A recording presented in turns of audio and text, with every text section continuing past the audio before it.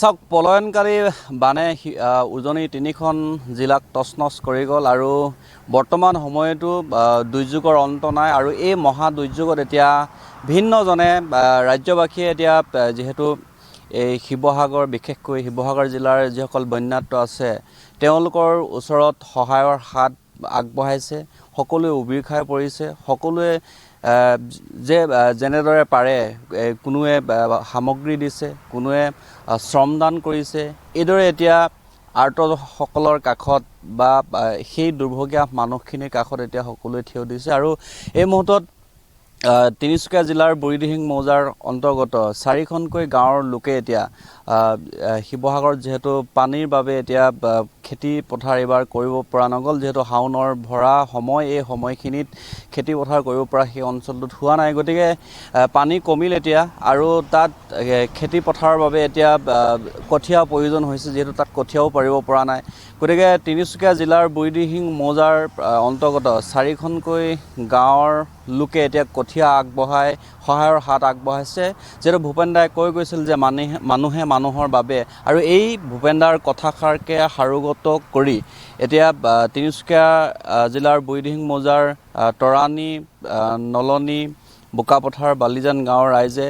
কঠীয়া এতিয়া আগবঢ়াইছে মোৰ সহযোগী সতীৰ্থ হিমাংকই দেখুৱাইছে এখন গাড়ীত কঠীয়া লৈ গৈছে আৰু ইয়াৰ পূৰ্বে এখন ট্ৰেক্টৰত টকৌপাত লৈ যোৱা হৈছে যিহেতু যথেষ্ট ঘৰো শিৱসাগৰ জিলাত ক্ষতি হৈছে গতিকে যিসমূহ ঘৰ ক্ষতি হৈছে সেই ঘৰসমূহ নিৰ্মাণৰ বাবে এতিয়া চালি চাবৰ বাবে টকৌপাতো লৈ যোৱা হৈছে বোকাপথাৰ বালিজান গাঁৱৰ পৰা আৰু এই মুহূৰ্তত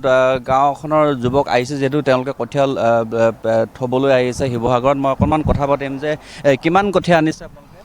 আমি প্ৰায় 800 পৰা 1000 মানে ভিতৰত মোটামুটি হ'ব আৰু কোন কোন গাঁৱৰ লোকে এই সহায়ৰ হাত আগবঢ়াইছে যিহেতু শিৱসাগৰত পলায়নকাৰী বানে তছনছ কৰি গ'ল এই শাওনৰ সময়খিনিত তেওঁলোকে নিজৰ খেতি পথাৰ ৰুব পৰা নাই গতিকে আপোনালোকে 4খন গাঁৱৰ লোকে সহায়ৰ হাত আগবঢ়াইছে কঠীয়া থ'বলৈ গৈছে কিমানখন গাঁও আছে কোন কোন গাঁও আছে আমাৰ বিশেষকৈ আমাৰ বুঢ়ীদিহিং মৌজাৰ বোকাপথাৰ বালিজান আৰু ওচৰৰ তৰাণীকে আদি কৰি নলনী গাঁৱৰ পৰা মানে যিখিনি আমাৰ ৰৈ যোৱা কঠীয়াখিনি বিশেষকৈ সকলোৱে সহায় সহযোগিতা কৰি আমাক আগবঢ়াই দিছে আৰু সেইখিনি যিখিনি কঠীয়া আমি এতিয়া বৰ্তমান শিৱসাগৰলৈ লৈ গৈছোঁ যিহেতু কথাটো নক'লেও হ'ব সকলোৱে গম পায় যে যি বানপীড়িত অঞ্চলত হয়তো গোটেই মানে আগৰ যি কঠীয়া পাৰি থোৱা আছিলে সকলোখিনি শেষ হৈ গৈছে বৰ্তমান আমিও এইখিনি অকণমান হ'লেও কিঞ্চিত সহায় হ'ব বুলি আমি গাঁৱৰ বিভিন্ন প্ৰান্তৰ মানে চুকে কোণে থকা যিখিনি ৰৈ গৈছে কঠীয়া সেইখিনি আমি সকলোখিনি মানে সহায় আগবঢ়াইছে আমিও এই কঠীয়াখিনি যাতে দুই এমুঠি খাব পৰাকৈ মানে আমি এইখিনি লৈ গৈ আছোঁ আৰু টকৌপাতো লৈ গৈছে টকৌপাতো নিছে আমাৰ অলপ আগত এখন গাড়ী ট্ৰেক্টৰে লৈ গৈছে টকৌপাতো 1200 টকৌপাত লৈ গৈছে কাৰণ সিহঁতৰ ঘৰ 2-3টা হ'লেও ঘৰ চাৱনি কৰিব পাৰিব থাকিব পাৰিব বুলি মানে মনোভাৱ লৈ মানে গুল নিয়া হৈছে আৰু ইয়াৰ পূৰ্বেও আপোনালোকে সেই অঞ্চলৰ পৰা গৈ তাতে খাদ্য সামগ্ৰীও সাহাৰ্য দিছে হয় অলপ দিনৰ আগতে নিছে প্ৰত্যেকৰ খাদ্য সামগ্ৰী আদি ৰেচন বাতি সকলোখিনি আমাৰ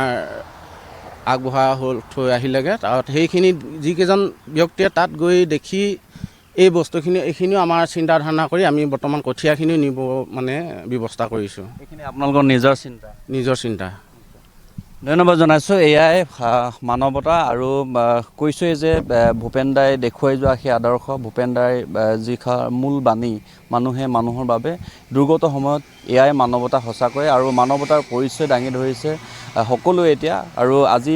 বুঢ়ীদিহিং মৌজাৰ তিনিচুকীয়া জিলাৰ বুঢ়ীদিহিং মৌজাৰ তৰাণী চিকৰাজান বোকাপথাৰ বালিজান এই 4খন গাঁৱৰ লোকে নিজাববীয়াকৈ তেওঁলোকে সিদ্ধান্ত গ্ৰহণ কৰি তেওঁলোকৰ যিখিনি ৰৈ যোৱা কঠীয়া সেই কঠীয়াসমূহ এতিয়া শিৱসাগৰ অঞ্চলৰ যিসকল বন্যাত্ম আছে তেওঁলোকৰ কঠীয়াসমূহ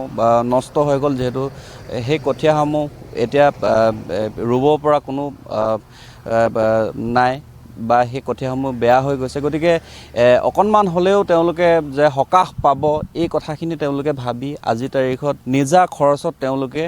কঠীয়াসমূহ 4খন গাঁৱৰ পৰা তুলি আজি শিৱসাগৰলৈ লৈ যোৱা হৈছে আৰু শিৱসাগৰৰ যিসকল বন্যাত্ম লোক আছে যাৰ প্ৰয়োজন এই সময়ত খেতি পথাৰ ৰুবৰ কাৰণে সেইসকল লোকৰ ওচৰত তেওঁলোকে বিতৰণ কৰিবলৈ ওলাইছে। গতিকে তেওঁলোক সঁচাকৈ কৃতজ্ঞতাৰ পাত্ৰ আৰু এইদৰে এতিয়া তিনিচুকীয়াই নহয় অসমৰ সমগ্ৰ প্ৰান্তৰ পৰা সকলো লোকে বিভিন্ন ক্ষেত্ৰত এইদৰে সহযোগিতা আগবঢ়াইছে শিৱসাগৰ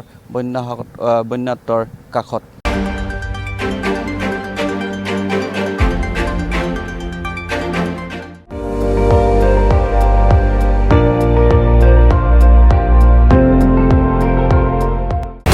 আপুনি চাই আছে ND24 সৰ্বশ্ৰেষ্ঠ নহয় সৰ্বোত্তমৰ দৌৰত।